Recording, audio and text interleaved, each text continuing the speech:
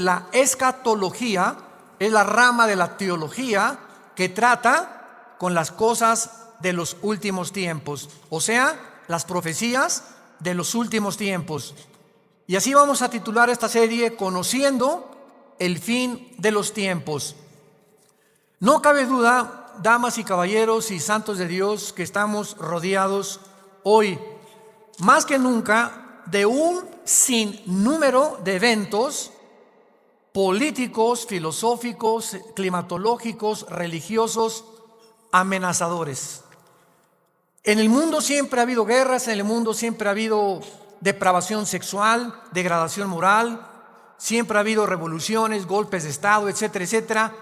Pero nunca todas estas situaciones u eventos habían convergido como en el momento en que nos encontramos actualmente. Si hiciéramos un breve panorama geopolítico alrededor del mundo, nos damos cuenta, ¿verdad?, que de México hasta abajo, hasta la Patagonia, están las naciones latinoamericanas e iberoamericanas ardiendo. Por todos lados protestas, en Hong Kong protestas, en Irak protestas contra el gobierno.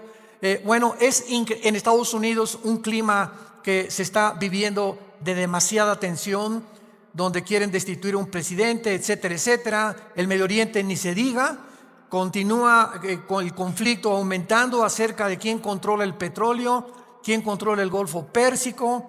Estados Unidos abandona a los kurdos, que es el grupo étnico entre Siria y Turquía, que defendieron a Estados Unidos durante la guerra del Golfo Pérsico. Y vemos un mare magnum en el mundo donde volteamos y estamos preguntándonos, en medio de tantas cosas, ¿quiénes son los buenos y quiénes son los malos? ¿Quién tiene la razón? De todo lo que oímos en los periódicos, en la televisión, unos dicen una cosa: golpe de Estado, no fue golpe de Estado. Revolución, no fue revolución. Los kurdos esto, Estados Unidos por acá. Y estamos en medio de un mundo verdaderamente confundido. Sin embargo, la Biblia nos muestra que nosotros no debemos vivir en confusión.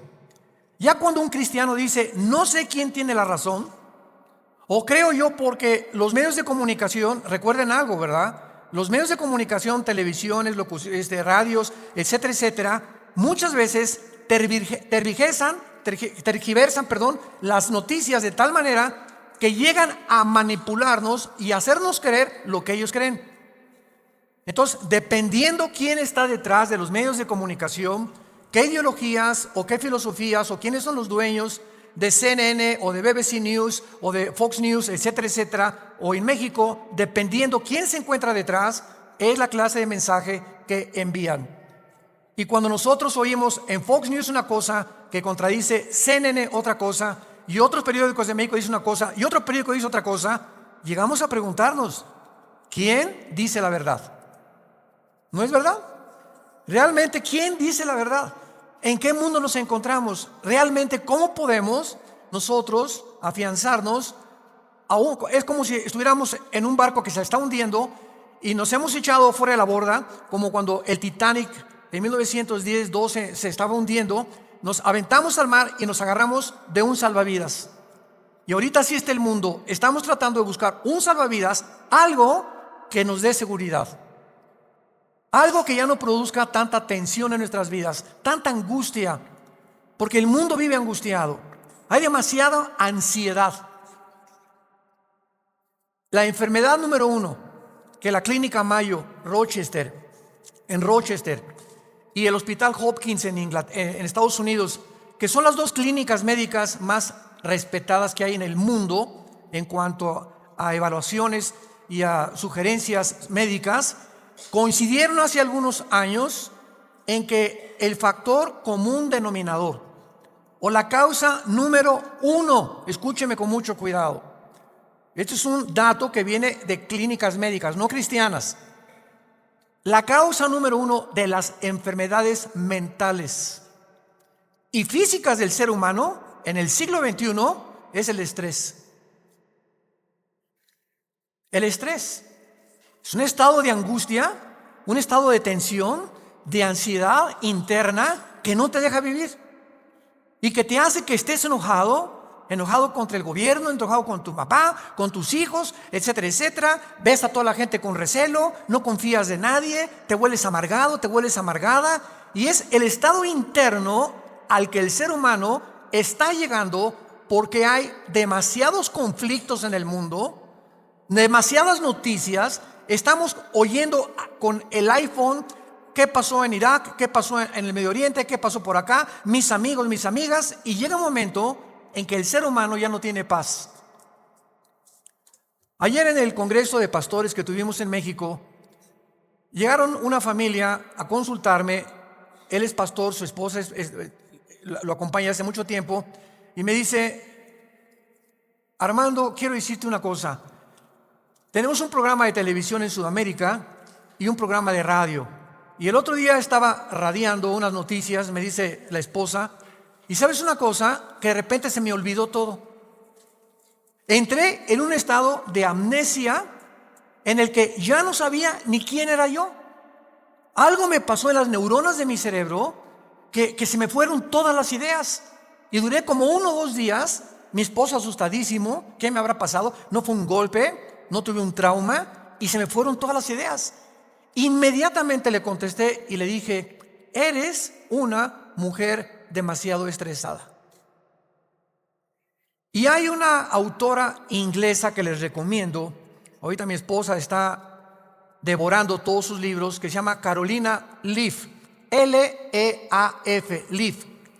Esta autora inglesa es neuróloga, pero es cristiana, y está haciendo los últimos descubrimientos del cerebro, de las neuronas, de la manera como afecta el estrés. Y en ese momento, cuando tú estás demasiado estresado y tienes demasiadas presiones, y los niños, y el esposo, y el falta de trabajo, y el buen fin, o lo que tú quieras mencionar, algo le pasa.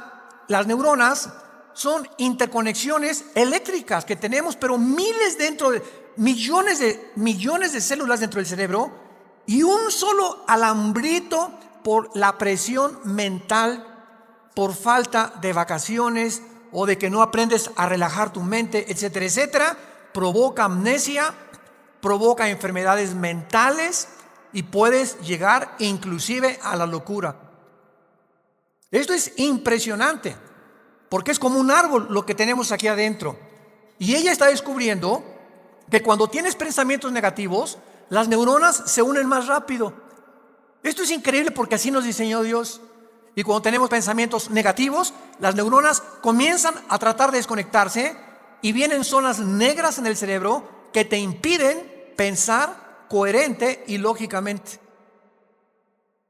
Qué interesante que Filipenses 4:8 diga en la Biblia: en esto pensad, todo lo que es bueno, todo lo que es justo, todo lo que es buen hombre, ocupa tu mente pensando cosas positivas. Porque la gente que está continuamente pensando el mal, o qué mal hacer, o estar negando a Dios en su mente, algo afecta las neuronas del cerebro científicamente. Y cuando venimos a la Biblia nos damos cuenta, ¿verdad?, que se están derrumbando todas las ideologías. El comunismo ya no es el comunismo, porque el comunismo que yo practiqué, por ejemplo, ustedes muchos saben que antes de que yo fuera cristiano fui comunista, fui ateo. A los 12 años me decepcioné de la religión que nos inculcaron y llegué a negar a Dios. Las religiones son un engaño, todas quieren explotar a la gente. Estos eran mis pensamientos. Tenía el Che Guevara arriba de mi cuarto con un póster inmenso de él, y Marx y Engels y Lenin, etcétera, etcétera. Y para mí ese era mi mundo y era lo que yo creía era la respuesta, un sistema ideológico para poder cambiar la sociedad. Sin embargo, cuando descubrí, ¿verdad?, que este sistema era completamente contradictorio, como se demostró en 1990, que cayó el comunismo en Europa, cuando Mikhail Gorbachev confesó que era una ideología. Para que seas comunista, número 1, tienes que ser ateo. Escúchame con mucho cuidado. Número 2, tienes que ser darwiniano. O sea, tienes que creer que al morir no hay nada, que vas a la tierra y que no hay Dios y ahí acabó.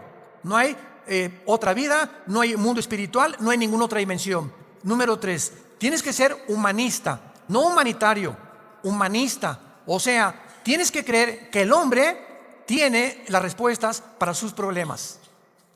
Ese es el humanismo. Cuando creemos que nosotros podemos resolver la pobreza, las injusticias, etcétera, etcétera. Que es la historia del fracaso de la Liga de las Naciones Unidas, la OTAN, la OEA, llámale como quieras. El hombre es incapaz de resolver los problemas que van más allá de nuestra capacidad para resolverlos. Ese es el humanismo. Entonces, si no hay esta plataforma, no eres comunista, es una mentira. Y ahora los últimos comunistas o los últimos demócratas o los últimos que han tratado de implementar diferentes sistemas de pensamiento, se dan cuenta que están ya mezclando una ideología, comunismo con democracia, con capitalismo, porque no ha funcionado. Porque es la confusión a la que hemos llegado. Y como dijo Don Teofilito, en México ni lo podremos alcanzar jamás. Porque no hay ningún sistema de gobierno perfecto. Decía Winston Churchill, entre los sistemas de gobierno, el mejorcito es la democracia, pero no es perfecta tampoco.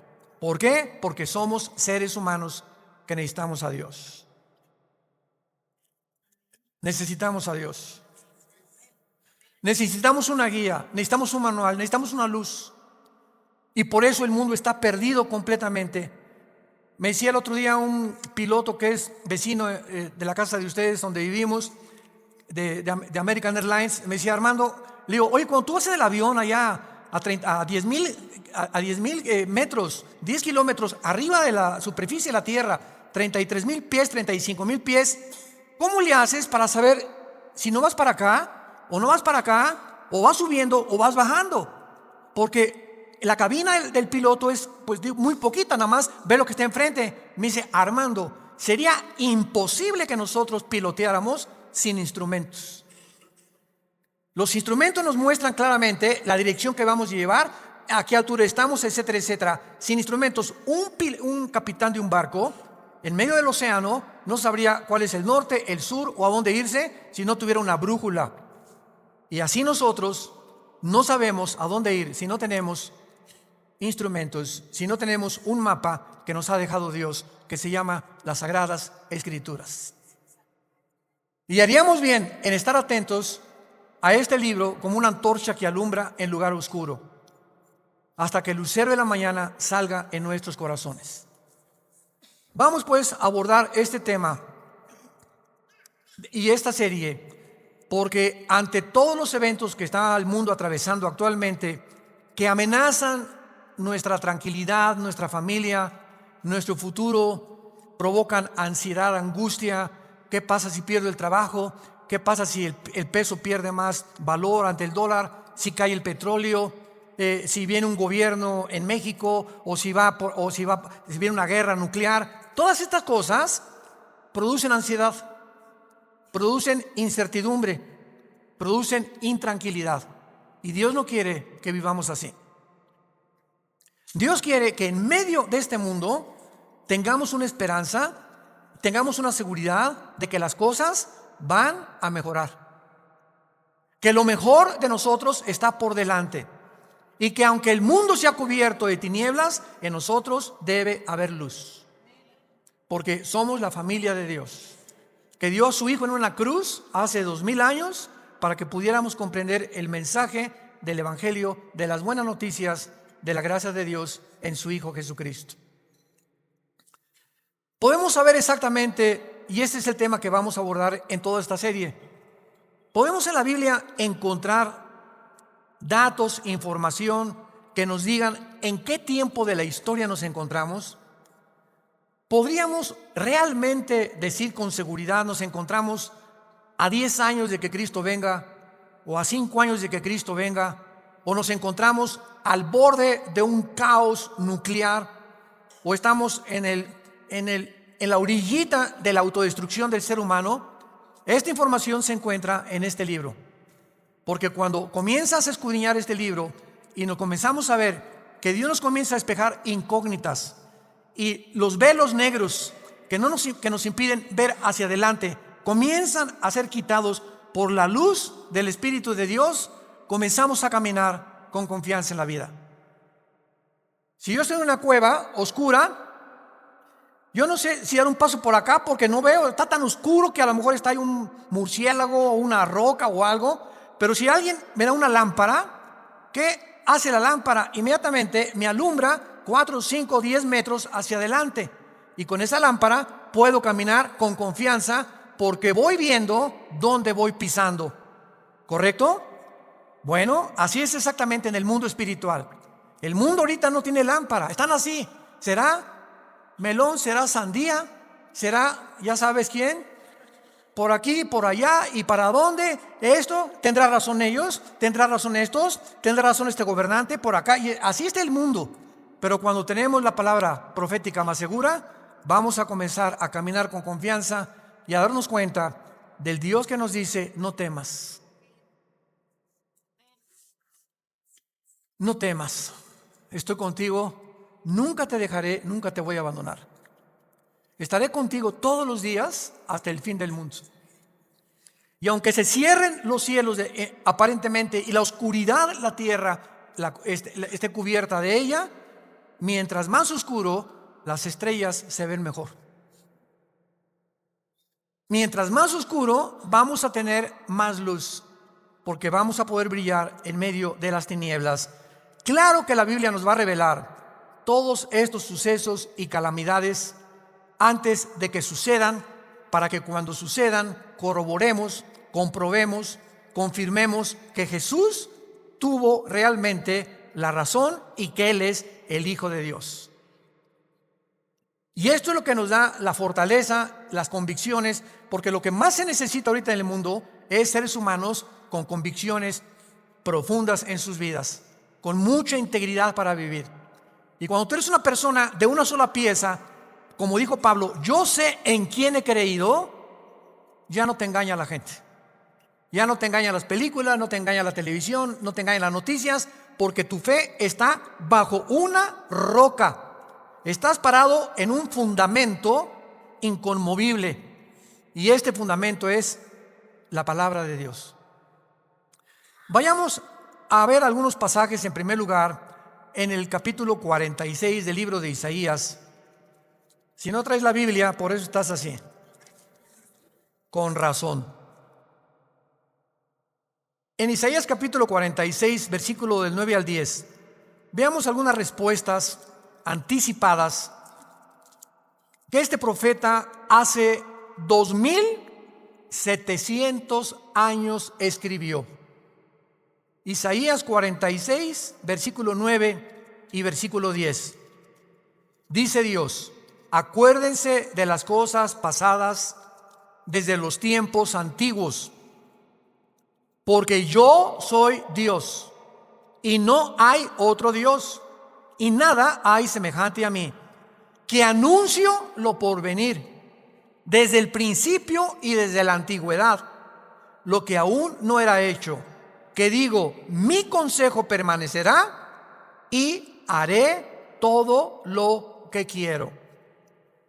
En este pasaje Dios claramente nos muestra que Él va a demostrar, el Dios de la Biblia, que Él es Dios, y que todos los demás dioses, ¿verdad?, no son realmente más que ídolos. Y aunque detrás de todo esto hay criaturas espirituales que se le llama dioses en la Biblia, Él es el Elohim de los Elohim. Él es el Dios de los dioses. Él es el rey de todos los demás súbditos que ocupan el universo. Y que Él nos va a anunciar lo que va a venir para que sepamos algo. Lo que Dios dice va a permanecer. Y va a hacer todo lo que Él ha dicho que va a hacer en la Biblia. Veamos otro pasaje en el Nuevo Testamento, en Primera de Juan. Antes del Apocalipsis está Primera de Juan, para que no andes por el Éxodo. En Primera de Juan, capítulo 4, versículos 5 al 6, el apóstol, el último de los apóstoles de Jesucristo, que murió a los 93, 92 años de edad, fue el último que murió de ellos, escribe, Primera de Juan 4, del 5 al 6. Ellos son del mundo, siga con cuidado esta lectura. Ellos son del mundo, por eso hablan del mundo. Y el mundo los oye. Nosotros somos de Dios. El que conoce a Dios nos oye. El que no es de Dios no nos oye. En esto conocemos el espíritu de verdad y el espíritu de error. Tú prendes el radio y dices, ¿qué quiero oír? La charrita del cuadrante. Bueno, porque eso es lo que quieres oír. Pero al mismo tiempo tu aparatito de tu radio tiene ondas y tiene FM, tiene AM y tiene como 50 estaciones más que tú puedes oír. En el FM 91.3, 1440, etcétera, etcétera, ¿verdad? Pero tú sintonizas lo que tú quieres oír. El mundo espiritual que nos rodea, ahorita aquí cerca de nosotros, todas estas ondas radiales y de video y de televisión están pasando junto a nosotros, pero ese aparatito las capta, son invisibles. Y el hecho que no las veamos no implica que no existen, porque aquí están junto a nosotros. Pero ese aparatito lo prendo y capta esa onda que yo quiero, o hay otra banda más chica, o hay otra más grande, pero capta, repito, la estación que tú quieres bajar del mundo invisible. Y así pasa en el mundo espiritual. ¿A quién quieres oír? ¿A Buda? ¿A Marx? ¿A Che Guevara? ¿A Lenin? ¿A los brujos? ¿A los astrólogos? ¿A quién estás sintonizando en tu mente? Ellos son del mundo. Si tú eres del mundo, vas a oír a los líderes del mundo, a los religiosos, a los brujos, a los que te han prometido que tienen alguna verdad. Y por eso tu vida está como está. Pero si tú quieres sintonizar la frecuencia de Cristo, entona a Cristo en la Biblia. Entonces, por la forma y a quienes oímos, podemos confirmar si somos o no somos hijos de Dios. El que es de Dios, oye a Jesús. Mis ovejas, Juan 10, oyen mi voz y me siguen. Y yo les doy la vida eterna. Y no oirán la voz del falso pastor. Y aquí se trata de tu destino eterno, de tu familia, de tu matrimonio, de tus hijos. Tienes que aprender a discernir la voz de Jesús. En medio de tantas voces en la televisión, en los programas, en los radios, en libros que hay que nos rodean por todos lados, ¿a quién estás oyendo? ¿A quién estás leyendo? ¿Qué tipo de lectura tienes?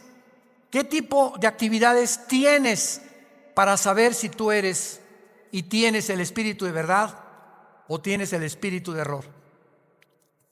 Muy bien. En la Biblia tenemos tres principales fuentes de información de las profecías bíblicas. Esto es bien importante. Hay tres fuentes de información en la Biblia que vamos rápidamente a verlas, que nos muestran la fase final de la historia humana en tres pasajes de la Biblia y que nos vienen realmente a confirmar en qué época nos encontramos. Estas tres son, en primer lugar, el Sermón del Monte de Jesús, que se encuentra en Mateo 24, Marcos 13 y Lucas 21. ¿Cuál es el Sermón del Monte? Cuando los discípulos se acercaron a Jesús, dinos, ¿cuándo será la señal del fin del mundo? ¿Cuándo serán estas cosas? ¿Y cuándo será la señal de que tú vas a regresar? Y ahí Cristo comienza a enumerar una serie de eventos y señales. Habrá guerras, falsos profetas, muchos van a ser engañados, pestes, terremotos, y será el principio de los dolores. La segunda fuente de información se encuentra en Primera de Tesalonicenses, capítulo 4, del 3 al capítulo 5, versículo 4. Esta revelación la compartió el apóstol Pablo de los últimos tiempos. Y la tercera revelación acerca de los últimos tiempos la encontramos en el libro del Apocalipsis, del capítulo 5 al capítulo 19. En estos capítulos se encuentra claramente todo lo que la planeta Tierra y la humanidad va a atravesar. Ahora, muy bien, cuando estudiamos estos pasajes, podemos concluir que efectivamente vendrán tiempos difíciles al mundo, sorpresivos y amenazadores, que es de lo que hemos estado hablando en los últimos 10-15 minutos. Nadie puede negar que vivimos en un mundo conflictivo, amenazador, que ha llenado al mundo, a los seres humanos, de ansiedad, de intranquilidad, de falta de paz, de suicidios, de mejor me quito la vida, o me emborracho, o me drogo. ¿Por qué los jóvenes se drogan? Pues porque es una forma de evadir la realidad.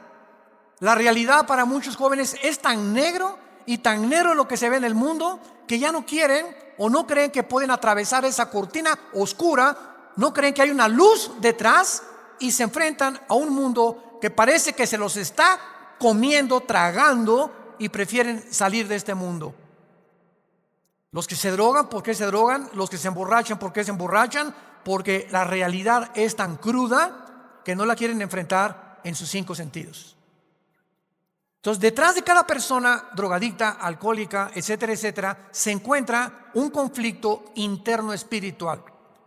Porque como en el área forense, cuando tú estudias, yo recuerdo que hubo una época en mi vida que comencé a estudiar criminología, dactiloscopía y balística. Quería ser detective, imagínense. Siempre me ha gustado la investigación. Y me dio unos meses por meterme y compré libros, etcétera, etcétera. Y siempre cuando en esa área te involucras, los detectives o los investigadores siempre están buscando el motivo por el cual alguien le quitó la vida a la otra persona. Porque siempre hay un motivo del que cometió fraude. El motivo de por qué mató a su mamá. El motivo por qué abandonó a su esposa. Siempre detrás de cada acción hay un motivo. Y cuando descubrimos el motivo, nos ayuda a poder tener una pieza del rompecabezas más clara para poder averiguar o decidir quién fue el asesino o quién fue el ladrón o quién se encuentra detrás de eso. Y cuando nosotros vemos esto, ¿verdad? Que el motivo por el cual la gente hace lo que hace en el mundo, nos damos cuenta que el mundo está espiritualmente muriéndose. Y nosotros tenemos la medicina. Qué triste que tengas compañeros en tu escuela que estén tan confundidos, que no les has hablado jamás de Cristo, que tengas amigos que haces negocios con ellos, que tengas un taller de carpintería, de plomería, o eres mecánico o abogado en tu bufete o un médico, y la gente a tu alrededor, vemos a la gente, caras vemos y están llorando por dentro, están deshechos por dentro. Que si esa hermanita, la enfermera que diga, ay hermanita doctora, ¿cómo está? Muy buenos días, ¿verdad? Y te encierras con ella y te pones enfrente de ella, te puede olvidar completo, se quitan esa máscara que están usando y caen en una expresión de llanto, de angustia que están escondiendo, poniéndose una máscara de aparente felicidad. Y así las personas que tú ves, no es cierto que son lo que estás viendo. Detrás de cada persona se encuentra un drama. Se encuentran problemas más allá de lo que podemos imaginarnos. Así que nosotros tenemos la respuesta y la medicina. ¿Qué estamos haciendo con ella? Y vamos a dar cuentas en la otra vida de todas las cosas que nunca cumplimos en la palabra de Dios al compartir el mensaje de Jesucristo. Ahora bien, vayamos a Mateo 24 y veamos rápidamente que del estudio de estos 3 pasajes que acabamos de mencionar, el Sermón del Monte, Primera de Tesalonicenses 4 y el libro de Apocalipsis, podemos concluir, para poner el tapiz, el fundamento de nuestra serie que vamos a seguir desarrollando, que efectivamente estamos en el tiempo de eventos muy amenazadores, sorpresivos, y aunque nosotros los cristianos no querramos ver, ni vamos a estar, esto está garantizado, nosotros no nos vamos a encontrar en los acontecimientos del libro del Apocalipsis. La iglesia no va a encontrarse en los acontecimientos de 1 Tesalonicenses 4, ni tampoco en el Sermón del Monte, más que en lo que les voy a mostrar ahorita. Y no vamos a ver nosotros el Armagedón. Creo que no vamos a conocer tampoco al anticristo, pero hay algo que vamos a atravesar para que nos vayamos preparando y para que entendamos que para poder enfrentar lo que se viene se necesita carácter. ¿Qué es el carácter?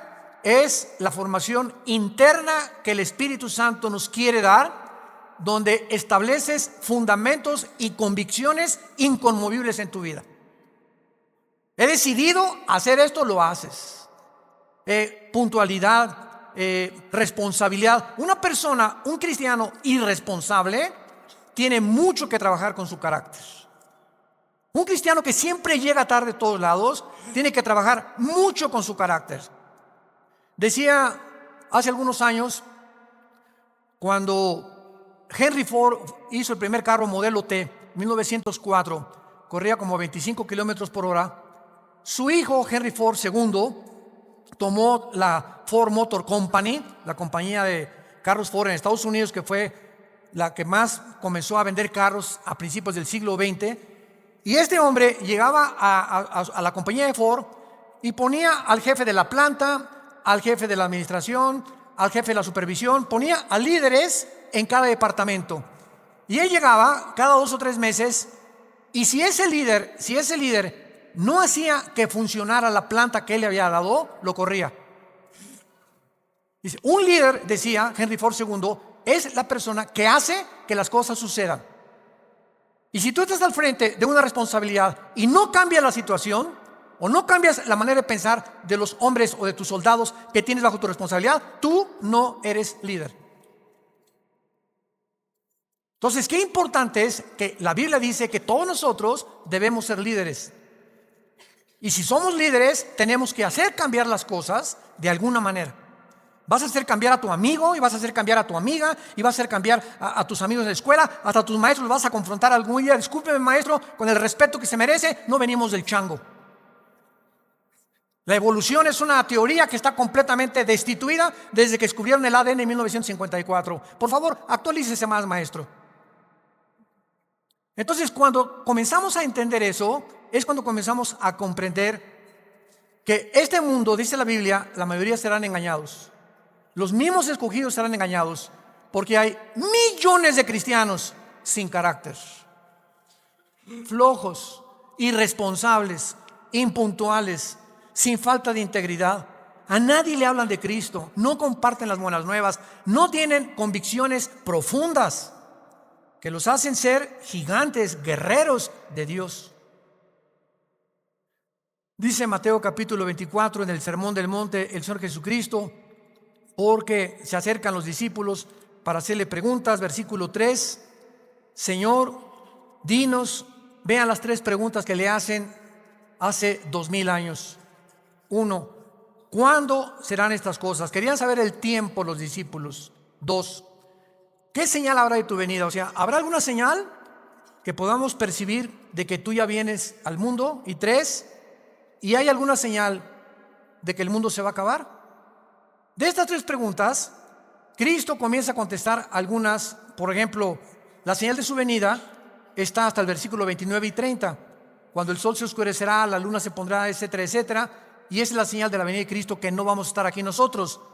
Porque primero es el arrebatamiento, y van a pasar 7 años de la tribulación, y viene Jesucristo en la segunda venida. Y los que estén en la segunda venida, que se hayan convertido en la persecución del anticristo, van a saber que cuando vengan estas señales cósmicas en el cielo, Cristo aparecerá en las nubes junto con nosotros, porque regresaremos con Él. Pero lo que me interesa compartirles es el versículo 6 en adelante, que es lo que nos atañe a la generación que estamos viviendo. Oirán de guerras y rumores de guerras. Miren que no se turben, porque es necesario que todo esto acontezca, pero aún no es el fin. Porque se levantará nación contra nación y reino contra reino, y habrá pestes y hambres y terremotos en diferentes lugares.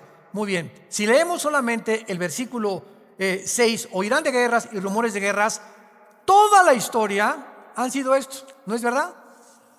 Desde que Caín asesinó a Abel, que Caín asesinó a su hermano Abel, toda la historia, de acuerdo, lo quieres apuntar, al Instituto para la Investigación para la Paz, en Suecia, Estocolmo, dictaminaron que de los 6,000 años aproximadamente de historia que tenemos, de 6,000 años, solamente ha habido 25 años de paz.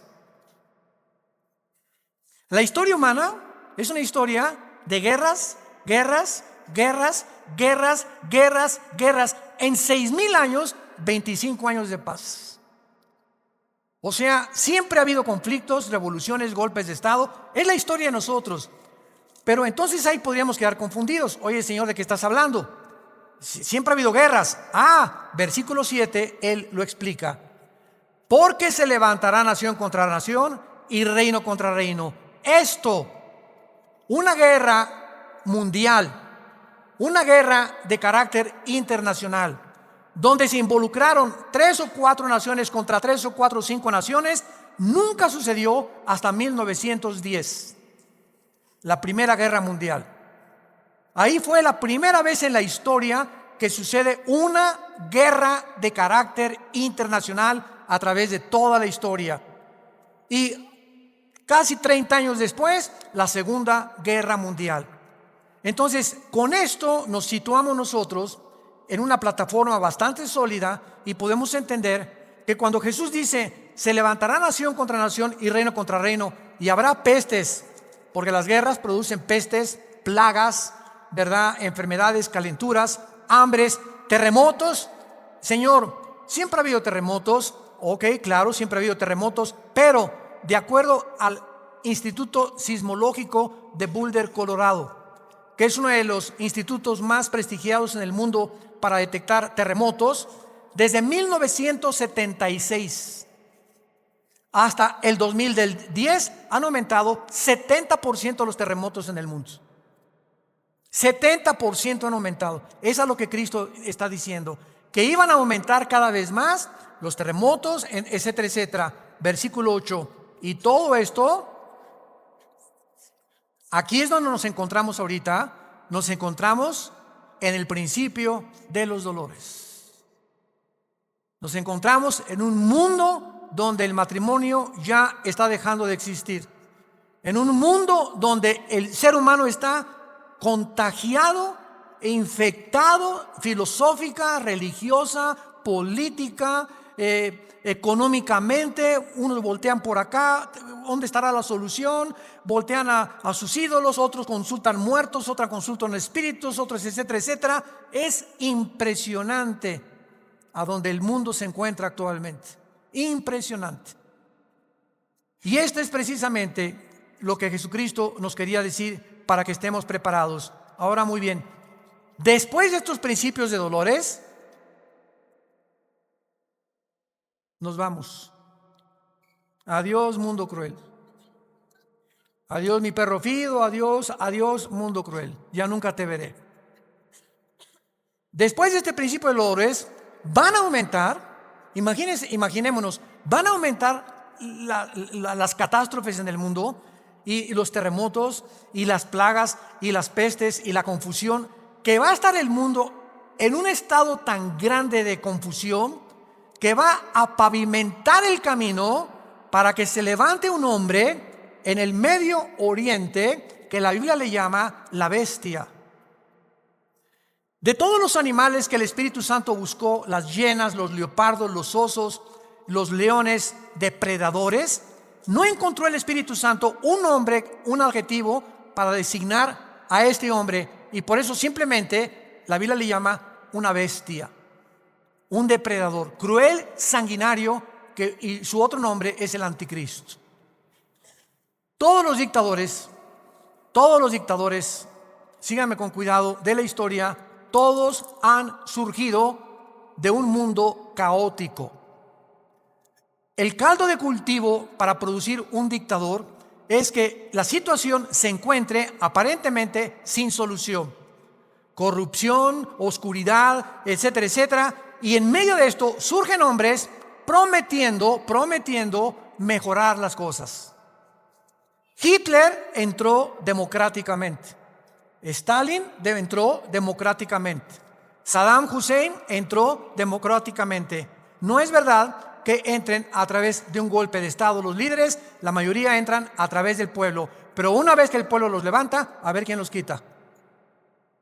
Y en medio de esto es cuando el mundo va a ver en Europa que va a estar una oscuridad total en Europa. Ahorita la salida de Inglaterra de la Unión Europea, el Brexit famoso. Ahorita en Europa ya no existe, damas y caballeros, santos de Dios. Las únicas dos naciones que sobreviven en Europa es Alemania y Francia. España, Portugal, Grecia e Italia están hundidas económicamente, sin dinero para poder levantarse, y no hay ninguna esperanza para estas naciones. Había el Fondo Monetario Internacional que lo estaba manejando Alemania, se les acabó el dinero ya. Y Francia está ayudando un poquito a Alemania. Y gracias a Dios que en Alemania la ministra Angela Merkel es cristiana. En todo el mundo es la única líder que sus padres fueron pastores, y ella dijo en enero de este año: Europa tiene que regresar a Dios. Entonces Alemania está sobreviviendo, Inglaterra se está yendo sin los impuestos que le pagan las naciones a la Comunidad Europea o a la Unión Europea. Ya no va a haber forma de sostener una Unión Europea, que era el sueño de los europeos después de la Segunda Guerra Mundial. Y está el campo preparado para que surja el hombre, la bestia, el anticristo, el hijo de perdición, que la Biblia profetiza que se va a levantar y va a traer soluciones al mundo, va a resolver problemas de la pobreza, de la economía, de la política, ideologías, y el mundo se va a asombrar porque este hombre no va a ser un hombre normal. Va a ser un hombre poseído por un principado satánico. Lo hemos visto en otras conferencias en el libro del Apocalipsis. Ya no nos da tiempo para eso. Pero va a ser un hombre que va a hacer milagros sobrenaturales. Y va a tener a un compadre que en Apocalipsis 13 se le llama el falso profeta, que va a ser fíjense, un líder religioso unido a un líder político. El líder político, el anticristo, va a usar a un líder religioso para que el líder religioso convenza al mundo de ponerse la marca el 666. Y cuando el líder religioso convenza al mundo y haga milagros, este líder religioso, el anticristo, lo va a matar. Y va a deshacer la ciudad de donde salga el líder religioso, y el anticristo, a la mitad de los 3 años y medio, va a proclamarse. Segunda de Tesalonicenses capítulo 2, del 3 al 4, se va a proclamar que Él es Dios. Va a entrar al templo judío, va a violar el templo judío y va a hacer que el mundo lo adore como Dios. Pero ¿será eso posible? ¿Que pueda llegar la humanidad a tal grado de adorar a un hombre como Dios? La historia nos enseña que el hombre no aprende la historia. ¿Se acuerdan de esa frase? Y el que no conoce la historia está condenado a repetirla. ¿Qué pasó con los césares romanos? Los césares romanos mandaron a la gente que los adoraran como dioses. Y los césares romanos se erigieron como dioses. Calígula mata a su familia. Nerón tenía de amante a un niño de 10 años. Era una depravación impresionante. Cuenta la historia que cuando un emperador romano estaba en el Coliseo, cuando vayan a Roma, vayan al Coliseo, es impresionante ver el Coliseo romano. Todavía en el Coliseo romano, cuando vayan a Roma, las manchas de la sangre de hace 2000 años, de los mártires que mataron los leones y quemaron vivos y que arrastraron, ahí están todavía las manchas de la sangre, que las han mantenido. Bueno, pues cuenta la historia, ¿verdad?, que estaba el César en un coliseo, en el Coliseo romano, y entonces todo el mundo se tenía que hincar y decirle: salve César. Y un hombre se quedó parado, que aparece en Apocalipsis con el nombre de Antipas. Y entonces se quedó parado y el César le dijo a un centurión: ve por favor y ve que es esclavo, ¿por qué no se hinca? Y el centurión romano fue con Antipas. Le dijo: Antipas, tienes que hincarte porque si no te van a matar. Y entonces y además le dijo el centurión: te van a matar y ¿no ves que todo el mundo está contra ti? ¿No ves que tú eres el único? Y Antipas contestó: dile al César que si todo el mundo está contra mí, yo estoy contra todo el mundo, porque así murió mi Señor. Lo quemaron vivo en un balde grandísimo de aceite hirviendo. Y por eso Cristo le llama en Apocalipsis mi testigo fiel. Va a llegar un momento, santos de Dios, en que el mundo va a estar contra nosotros, y ahí se van a denotar tus convicciones. Y si tus amigos están contra ti, y tu familia está contra ti, y el mundo está contra ti, nosotros estamos en contra de ellos. Porque nuestra fidelidad es al Hijo de Dios por los siglos de los siglos. Te damos gracias, Señor, por tu palabra. Bendito sea el nombre del Hijo de Dios, que nos ha hecho renacer su Padre para una esperanza viva por medio de su resurrección de entre los muertos, para que tengamos una esperanza que no puede morir en nuestro corazón y permanezcamos fieles a esta esperanza a la que todos hemos sido llamados. Al gran pastor de las ovejas, nuestro Señor Jesús, es nuestra lealtad. es nuestro amor, es nuestro corazón, porque Él fue el que dio su vida en nuestro lugar. A ti, Jesús, te damos gracias por vivir de entre nosotros y saber que más pronto de lo que nos imaginamos, vienes por tu iglesia. Vienes por aquellos que han sido fieles hasta la muerte, que han mantenido firmes sus convicciones en medio de un mundo confundido, donde estos hijos e hijas tuyas han permanecido inconmovibles en la fe, aferrados a la roca, a la palabra de vida, que es la que nos ha dado la vida eterna. Te damos gracias, Señor, porque sigues llamando al mundo al arrepentimiento, a que se vuelvan a ti. No somos dioses, somos seres humanos, agentes morales, débiles, vulnerables, irresponsables de todas nuestras acciones, pensamientos y palabras. Y daremos cuenta algún día, después de nuestra muerte, de todo lo que hicimos mientras estábamos en este cuerpo que es temporal. Un cuerpo sujeto a la corrupción, pero dentro de nosotros el alma y el espíritu vivirá eternamente. Si tú esta mañana quieres invitar a Cristo y aún no estás seguro de que tienes la vida eterna o segura, dile simplemente estas palabras: